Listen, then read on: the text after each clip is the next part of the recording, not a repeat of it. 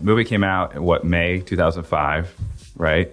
2025, yeah. Right. And so, like, when do you start the process of like getting involved? Like, when do you even get an initial conversation, and how far is that lead time?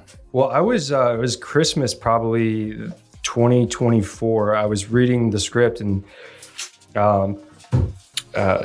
Joseph Quinn's character, I was, basically doing a self-tape for that character, and I was memorizing during Christmas time, and then didn't hear anything about it for a while. And funny enough, on The Outpost, that movie I did that came out in 2020, Ray Mendoza was our military advisor for that one, another true story. And I guess he had remembered me, and he asked if I could come out for a meeting in LA. So I flew out to LA, and I was living in Miami at the time. And so I met with Ray and Alex Garland, and they basically sat down, and it wasn't like a audition per chance, but he was trying to test me and see like, hey, do you have what it takes? Because, it's not going to be glamorous. It's not going to be pretty. Like, it's going to be long hours. His words were, it's going to be a kick in the balls. And he wanted to see if I had it in me, in my eyes or whatever. And it was less about, it's almost like, could I do it? And like, could I be capable of doing it? Right. Because it's an important movie, and it's an important story. And it's involving real people, in a real event.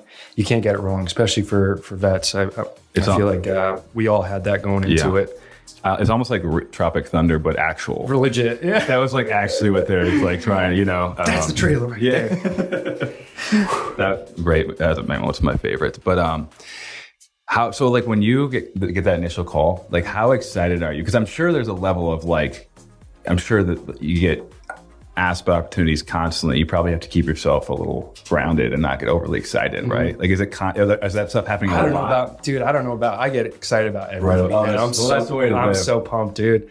Like, first of all, it's the craziest thing in the world is what I get to do for a living. I get to travel the world and make new friends and tell stories, and, people pay me to do that, which is insane. It's a blessing in itself, but you get excited, and then the reality sets in, and you realize that this is somebody's real life. This is, Gold Star families are going to watch this, wives and, husbands of people that are deployed, kids that kind of don't understand things about their dad that they went through, and they don't have an outlet to talk to. This could be the thing that opens the door for them to have a conversation. They can point to a movie and say, hey, this is what I went through. I can't say more or less, but like, this should give you an eye into what I went through. And I think when you start out with that mindset, everything becomes very important, and everyone has to go all in. And then on top of that, Ray made this movie as a love letter to his best friend, Elliot Miller, who, was blown up, and he doesn't remember what happened to him on that day. And he's,